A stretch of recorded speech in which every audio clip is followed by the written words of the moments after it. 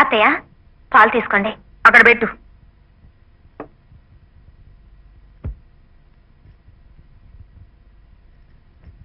ఏయ్ ఆగు. ఎవరితవే నువ్వు? నిన్నే అడిగేది. ఎవరు నువ్వు? నేను నా కొడుకు పెళ్ళానివేనా? అవును అవును. ఇలారా కూర్చో. అటువైపు తిరుగు.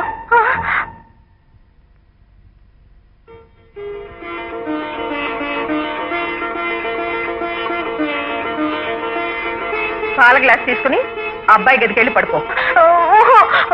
వద్దత్తయ్య, నేను మీతోనే ఇక్కడే పడుకుంటాను. అయ్యరామా, నా గదిలో పడుకోవడానికి నిన్ను వాడి పెళ్లి చేసుకుంది. నన్నేం పిల్లెత్తుకుపోదు గాని నాకు తోడు మీ మామయ్య ఉన్నారు. నువ్వు పద. వద్దత్తయ్య, నేను ఇక్కడే పడుకుంటాను. నీ చీర నీ బాలకు అసలు నిన్నెలా పంపించాలో నాకు తెలుసు. నువ్వు పద. వద్దత్తయ్య. అత్తయ్య వద్దు ప్లీజ్. ఇప్పుడు పద.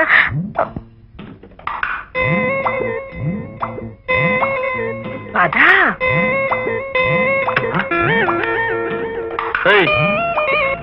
ఏంటిది నా బెడ్రూమ్లోకి వచ్చావు? నేనేం కావాలని రాలేదు, మీ అమ్మగారే దగ్గరుండి పంపించారు. ఓహో, అయితే అలా దూరంగా కింద పడుకో. కింద? నాకు అసలే చలి, నేను పడుకోలేను బాబు. అయ్యో, మరి ఎక్కడ పడుకుంటావమ్మా? ఏ ఇద్దరికి ఆ మంచు సరిపోదా? ఆహా, సరిపోతే నా పక్కనే వచ్చి వెచ్చగా పడుకుంటావనా? మరి నాకు మంచం మీద పడుకోవడమే అలవాటు, కింద పడుకుంటే నాకు నిద్ర పట్టదు. అవునా? మంచం మీద పడుకో. థాంక్స్ గురు. పిచ్చి పిచ్చి వేషాలు వేసావంటే బొక్కలో దోసి మక్కలు లేదంట. పోయి చెప్పా.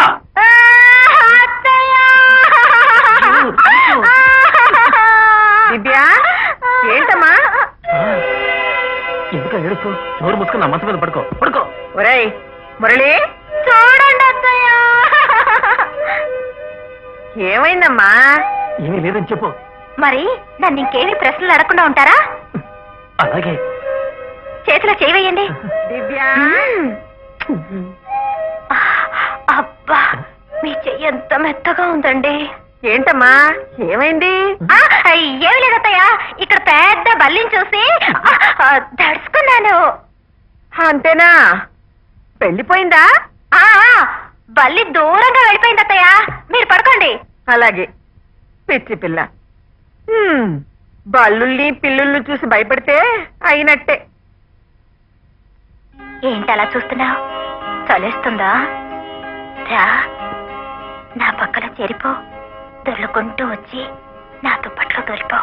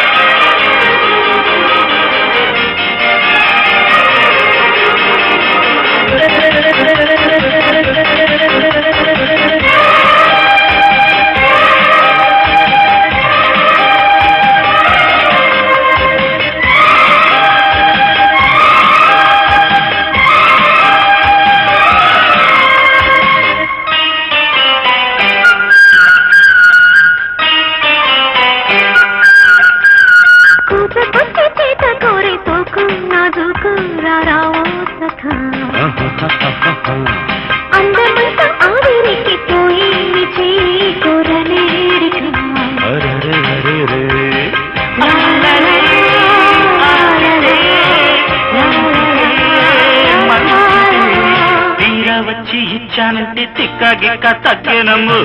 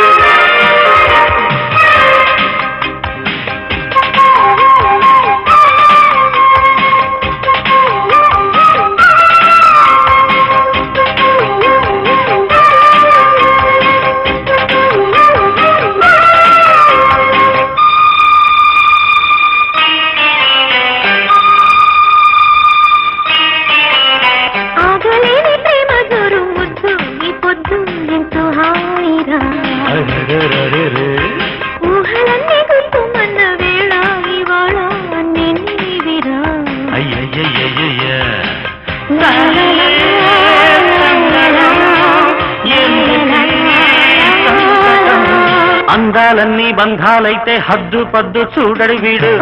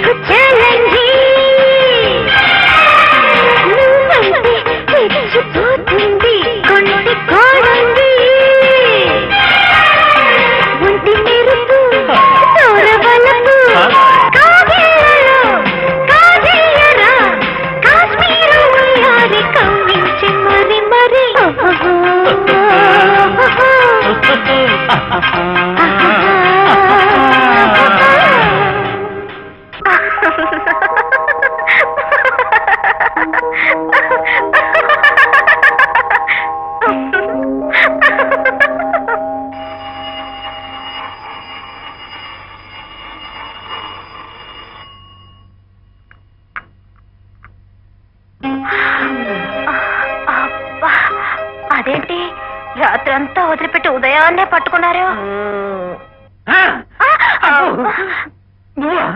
మరెవరనుకున్నారు?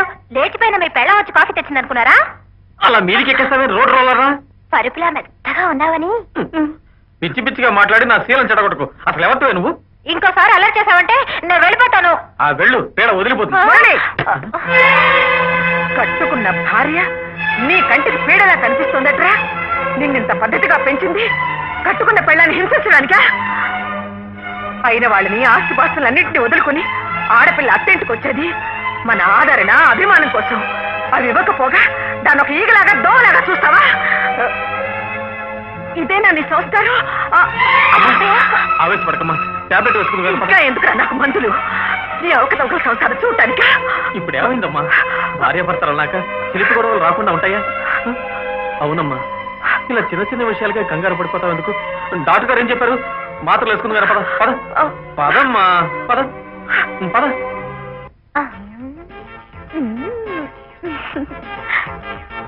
ఓయ్, ఏంటి ఇందాకేదో పీడన్నావు, వెళ్ళిపోమన్నావు? వెళ్ళిపోనా?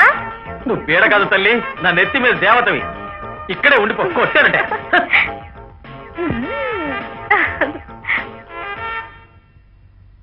దీన్ని ఏమైనా తిట్టినా బయటికి పంపించాలని చూసినా అమ్మ ప్రాణాల మీదకి వస్తుంది. ఇప్పుడు ఎలా? అంతా నా కర్మ. ఎవరు నువ్వా? నువ్వా? ఇంటి నుంచేనా? ఇంటి నుంచా? అంకుల్ ఎలా ఉన్నారు? రేపా?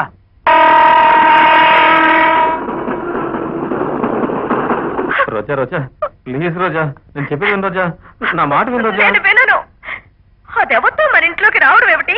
దాన్ని అత్తయ్య కోడలు అనుకోవడం ఏమిటి? ఈ కాసి మజిలీ కథలు నేను నమ్మను. నాకేదో అనుమానంగా ఉంది. వెంటనే నేను మా నాన్నకి ఫోన్ చేసి పిలిపిస్తాను. అయ్యా బాబోయ్, మీ నాన్న ఇక్కడికి వచ్చాడంటే కొంపలు ఎదిరిపోయేలా అరుస్తాడు. మా అమ్మ గుండె పగిలి ముక్కలైపోతుంది. అంత పని చేయకు రోజా. అయితే ఇప్పుడు నన్ను ఏం చేయమంటారు? నువ్వు ఇటు నుంచి భద్రాచలం వెళ్ళిపో. 4 రోజుల్లో అమ్మ వాళ్ళని ఊరికి పంపించి తర్వాత దాని సంగతి నేను చూస్తానుగా. పొయ్యి మీద ఉన్న కూరని, పొరుగుల్లో ఉన్న పెరవిటిని జాగ్రత్తగా చూసుకోవాలని చెప్పేది మా బామ్మ. దాన్ని మీ పక్కన పెట్టి నేను భద్రాచలం వెళ్ళాలా? ఏం పాసిబుల్? అయితే ఓ పంచి, 4-5 రోజులు ఇదే హోటల్ ఉండిపో. కట్టుకున్న పెళ్ళాన్ని అన్ని రోజులు హోటల్లో ఉండమంటారా? రోజా, నా పరిస్థితి అర్థం చేసుకోకుండా ఇలాగే మాట్లాడితే అక్కడ మా అమ్మ బలైపోతుంది. అంత మాట అనకండి. అయితే నేను చెప్పినట్టు విను. కాదు, నేను చెప్పినట్టుగానే మీరు వినాలి. ఏమిటది? ఆ పిల్ల మీకు ఏ మందో మాకో పెట్టకుండా, ఏ మత్తు మందు వచ్చి మనసు ఎక్కకుండా మీ పక్కనే ఉంటే అన్ని పనులు చూసుకుంటానండి. ఏంటి, పక్క నుండి చూసుకుంటావా? ఎలా? మీ భారీగా కాదులండి, మన ఇంట్లో పని మనిషిగా. రోజా, నీ ఇంట్లో నువ్వు పని మనిషిగా చేస్తావా? 5 రోజులే కదండి, ఆ తర్వాత ఏటో దాన్ని తన్ని తరివేస్తారుగా. నేను పని మనిషిగా చేసేది నా ఇంట్లో నా వాళ్ళ కోసమే కదండి. రోజా, నువ్వు ఎంత మంచిదానివి రోజా, మై స్వీట్ రోజా. ఏమిటో ఈ పట్నవాసాలు, పని మనుషులు కూడా నెల తరబడి సెలవులు పెట్టి ప్రాణాలు తీసేస్తుంటారు. పని మనిషి ఈ రోజు వచ్చేస్తానంది మావయ్య. ఆ పని మనిషి అందరిలాంటిది కాదు, చాలా మంచిది. అవును, ఈ పాటికి వచ్చేసిండాలే, ఏమైంది? ఏమిటండి, ఏదో పని మనిషి కోసం తండ్రి కొడుకులు ఇద్దరు తెగ హైరాణ పడిపోతున్నారు.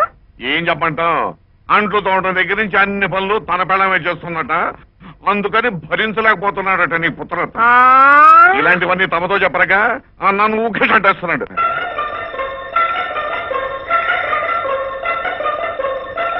అబ్బో, ఎవరో దొరసానం వచ్చింది మన ఇంటికి. ఎవరు ఎవరు కావాలి? అదేనమ్మా, నేను చెప్పాగా ఇప్పుడు అప్పుడు దిగిపోతుంది మన పని మనిషి అని. గుండమని ఈ అమ్మాయే.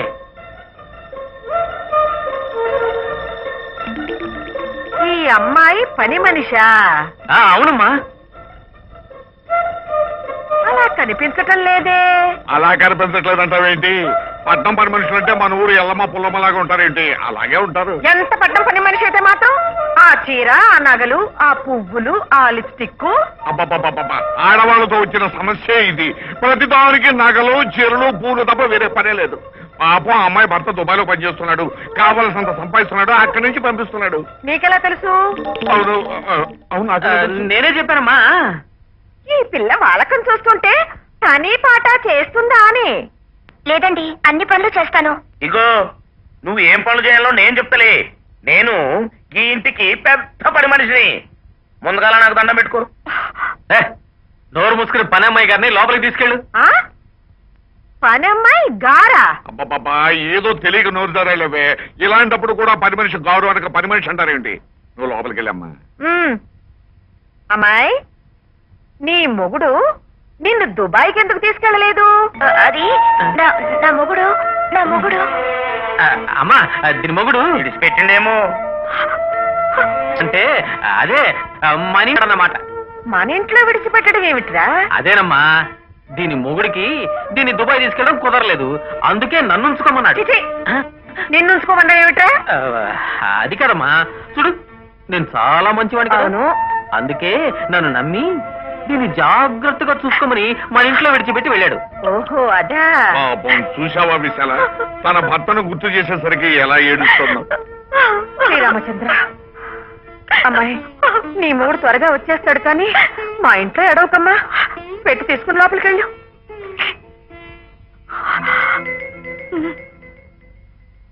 ఏతృత్వా మహాతేజ నష్టశోకో భవత్తదా ధారాయామాస సుప్రీతో రాఘవం ప్రైతాత్మవాన్ ఆదిత్యం ప్రేక్షం జపేదం.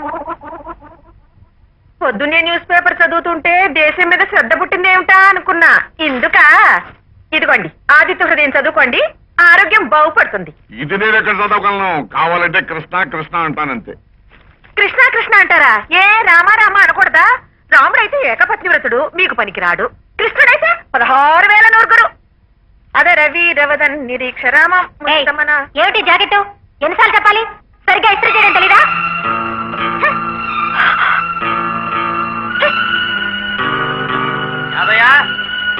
యాదయ్య, ఏం కావాలండి? నువ్వు ఎక్కడికి దూసిపోతున్నా? ఆయన పిలిస్తేను యాదయ్య లేడని. యాదయ్య లేకపోతే నువ్వు వెళ్ళిపోతావు బాత్రూంలోకి? వాడు పెళ్ళాలేదు. అమ్మాయి దివెలు, అబ్బాయి బాత్రూంలో కేకలేస్తున్నాడు చూడమ్మా. సోపది ఉందో లేదు చూడు, వీపుతావు. అబ్బబ్బా, ఎందుకే అనవసరంగా వాడి మీద కేకలేస్తావు? నేను ఖాళీగా ఉన్నానుగా, వాడికి ఏం కావాలో నేను చూస్తాను. నువ్వు మీరు నేను ఎందుకండి? వాడికి పెళ్ళాలేదు. ఉంది, అది ఎక్కడో లోపల ఉంది కదా.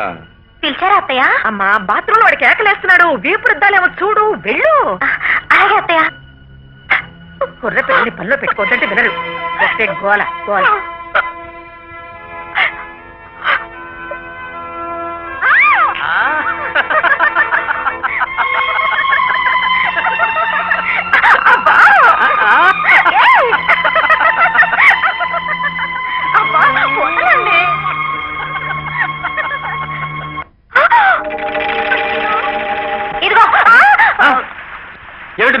బయటికెళ్ళు. అబ్బా బయటికి వెళ్తే మీ అత్తయ్య తరివేస్తున్నారు. కాసేపు ఇక్కడే ఉంటాను.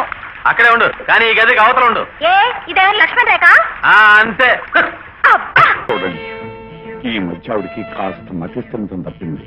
కోడలనేమో పనిపిల్లగాను, పనిపిల్లనేమో కోడలుగాను పిలుస్తూ ప్రాణం తీసేస్తుంది అనుకోండి. అందుకని మీరేమీ అనుకోకుండా కాస్త సర్దుకుపోవాలి. అయ్యో పాపం, అలాగా?